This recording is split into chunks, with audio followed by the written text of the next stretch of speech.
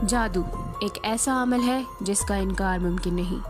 یہ تاریخ انسانی کے ہر دور میں رائج رہا ہے اور آج بھی دنیا کے کونے کونے میں مختلف لوگ ایک دوسرے پر یہ عمل بد کرتے اور کرواتے ہیں۔ کچھ صدیاں قبل اسی عمل بد کے شبے میں یورپ کی لاکھوں لڑکیوں کو زندہ جلا دیا گیا تھا۔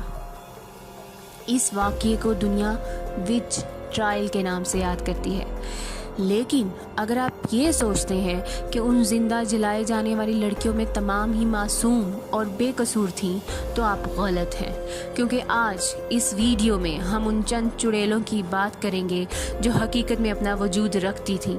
یہ اپنے شیطانی عملیات کی مدد سے مختلف شیاطین کو بھلانے اور ان سے مطلوبہ کام کروانے میں ماہر تھیں۔ شروعات کرنے سے پہلے میں بتاتی چلوں کہ میں ہوں قرۃ العین اور مسٹیریس ایپیسوڈ کے اس سیشن میں میں آپ کو ان چڑیلوں کے بارے میں معلومات دوں گی۔ شروعات کرتے ہیں پہلی چڑیل یا جادوگرنی سے، مدر شپٹن۔ مدر شپٹن نامی ایک جادوگرنی 15ویں صدی عیسوی کے دوران انگلینڈ میں رہا کرتی۔ انگلینڈ میں یہ عورت اپنی غیب بینی جادوگری کی صلاحیتوں کے حوالے سے کافی معروف ہے۔ مدر شپٹن ایک انتہائی بدصورت عورت تھی جس کے بارے میں مشہور تھا کہ وہ اپنے جادوگر باپ اور چڑیل ماں کے کسی شیطانی عمل کا نتیجہ ہے۔ انگلینڈ کے کچھ لوگ مدر شپٹن کو فرانس کے مشہور مستقبل بین ناسٹر ڈیمس کا ہم پلہ خیال کرتے ہیں، کیونکہ اس عورت نے اسپین کے بحری بیڑے کی کامیابی، لندن میں پھیلنے والی پراسرار وبا اور کوئین میری کی سزائے موت کی کامیاب پیشن گوئیاں کی۔ مدر شپٹن کا خوف اس قدر زیادہ تھا کہ لوگ اس پر ہاتھ ڈالنے سے یا اسے سزا دینے سے کتراتے تھے، اس لیے یہ عورت قدرتی موت مری۔ اس کے مرنے کے بعد جہاں اسے دفنایا گیا وہ جگہ آج تک انتہائی منحوس ہے اور ناپاک تصور کی جاتی ہے۔ یہ وہ غار ہے جسے مدر شپٹن کا غار کہا جاتا ہے۔ یہ آج بھی برطانوی لوگوں کے لیے خوف اور دہشت کی علامت ہے۔ ایلس کیٹلر۔ ایلس کیٹلر آئرلینڈ کی وہ پہلی عورت تھی جسے چڑیل قرار دیا گیا۔ ایلس نے کئی مختلف مردوں سے الگ الگ ادوار میں شادیاں رچائیں اور تمام ہی بڑے عجیب و غریب طریقے سے بیمار ہوئے اور پھر مر گئے، جبکہ ایلس درجہ بدرجہ طاقت اور شہرت حاصل کرتی رہی، یہاں تک کہ جب اس کا آخری شوہر مرا تو اس کے لیے اپنے ہی بچوں نے ایلس پر جادوگری اور باپ کی موت کے الزامات عائد کیے۔ آئرلینڈ کے باشپ نے ایلس کو گرفتار کرنے کے احکامات جاری کیے، لیکن اس وقت تک ایلس اس قدر اختیارات حاصل کر چکی تھی کہ اس نے الٹا باشپ کو ہی 17 دنوں کے لیے جیل میں بند کروا دیا۔ بعد ازاں عوامی دباؤ کے سبب چانسلر نے اسے راتوں رات آئرلینڈ سے غائب کر دیا اور اس کے بعد ایلس کیٹلر کسی کو نظر نہیں آئی۔ Helen Duncan. 1944 عیسوی ہیلن ڈنکن نامی ایک عورت برطانیہ میں وہ آخری قیدی بنی جس پر ایک چڑیل ہونے کا الزام تھا۔ ہیلن اپنی روحانی طاقتوں کے سبب کافی مشہور تھی، لیکن 1941 میں انہی طاقتوں نے اسے ایک مجرم بنا دیا جب ہیلن نے یہ دعویٰ کیا کہ HMS برہمس نامی ایک جہاز کے ڈوبنے میں خود برطانوی نیوی ملوث تھی اور اسے یہ بات ایک مردہ ملاح کی روح نے بتائی ہے۔ ہیلن کے اس دعوے نے برطانوی دفاعی اداروں کو ہلا کر رکھ دیا۔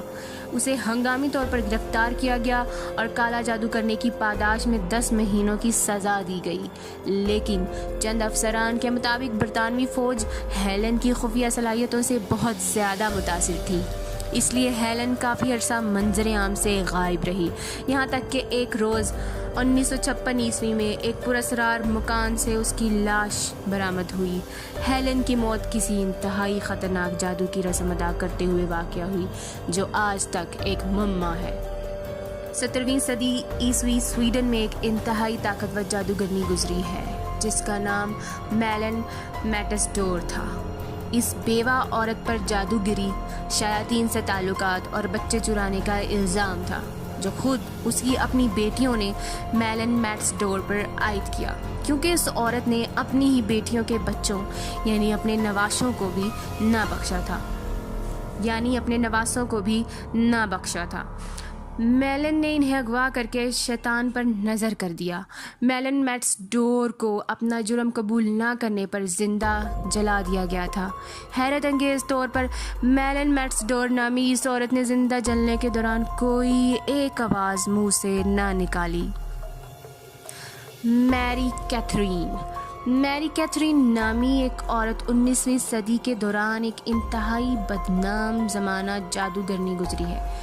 میرین کیتھرین اور دیگر جادوگرنیوں میں صرف ایک فرق تھا، وہ یہ کہ میری کیتھرین جادوئی عملیات کسی سے پا کر نہیں کیا کرتی تھی، بلکہ اس کے عقیدت مندوں کی تعداد ہزاروں میں تھی۔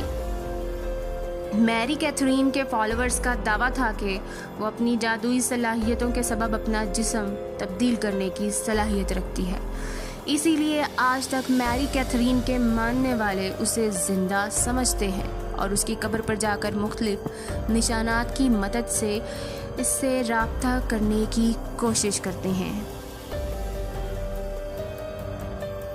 جہاں دیگر جادوگرنیوں کے شیطان سے بنائے تعلقات کے سبب جانا جاتا ہے، وہیں اینٹجن گیلس نامی اس عورت کو لوگ اس کے بھیانک ترین جرائم کے سبب یاد کرتے ہیں۔ اینٹن دراصل نیدرلینڈ نامی ملک میں ایک دایا ہوا کرتی تھی۔ 1613 عیسوی میں اینٹیجن پر بچوں کو پیدا ہوتے ہی مار دینے یا پھر رحم مادر میں ہی ختم کر دینے جیسے سنگین الزامات لگے۔ تحقیقات کرنے پر معلوم ہوا کہ وہ کالے علوم میں مہارت حاصل کرنے کے لیے ایسے جرائم انجام دیا کرتی۔ اینٹیجن کو اس کے بھیانک جرائم کے عوض سزائے موت دے دی گئی۔ 1590 عیسوی میں اسکاٹ لینڈ کے بادشاہ جیمس سکس اور ڈنمارک کی شہزادی اینی کی شادی خوب دھوم دھام سے ہوئی۔ تقریبات کے بعد جب یہ شاہی جوڑا واپس اسکاٹ لینڈ کے لیے روانہ ہوا تو ان کا جہاز کئی مرتبہ شدید طوفانوں کی لپیٹ میں آیا، لیکن جیسے تیسے یہ لوگ اسکاٹ لینڈ پہنچنے میں کامیاب رہے۔ واپس پہنچنے پر نجومی اور ماورائی علوم پر مہارت رکھنے والوں کے مطابق پتہ چلا کہ یہ طوفان دراصل کالے جادو کے ذریعے پیدا کیے گئے تھے۔ کوئی ہے جو بادشاہ اور شہزادی کی شادی سے خوش نہیں۔ بادشاہ جیمس نے تمام ملک میں جادو کرنے والوں اور والیوں کے خلاف ایک مہم شروع کی۔ انہی دنوں ایگنس سمپسن نامی ایک راہبہ بھی اسکاٹ لینڈ میں رہا کرتی تھی۔ ایگنس کی ہی ایک شاگرد جادوگرنی نے بادشاہ سے اس کی مخبری کی اور اسے گرفتار کروایا۔ بعد ازاں شدید تشدد کے نتیجے میں اس عورت نے اپنے کردہ یا نہ کردہ جرم کا اعتراف بھی کر لیا، جس کے بعد اسے سزائے موت دے دی گئی۔ مرگا بین نامی یہ عورت جرمنی کی ایک مشہور ترین جادوگرنی گنی جاتی ہے۔ مرگا بین کا تعلق کسی غریب یا پسے ہوئے طبقے سے نہ تھا، بلکہ وہ جرمنی کے ایک اعلیٰ اور نہایت بارسوخ خاندان سے تعلق رکھتی تھی۔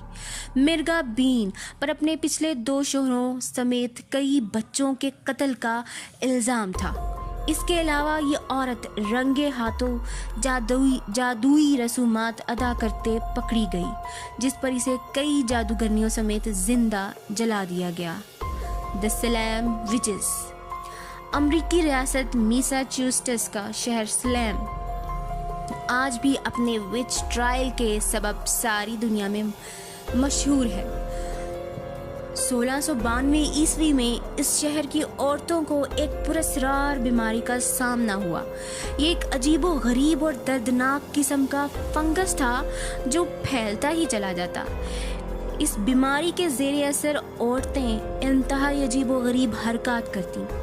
ڈاکٹر اس بیماری کے اسباب جاننے میں ناکام رہے، چنانچہ مقامی افراد نے اس عمل کی ذمہ داری جادو اور اس میں ملوث جادوگرنیوں پر عائد کی۔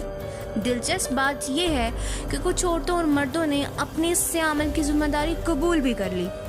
سلیم کے لوگوں نے ان سب کو سزائے موت دی، لیکن سلیم وچ ٹرائل آج تک ایک پہیلی بنا ہوا ہے۔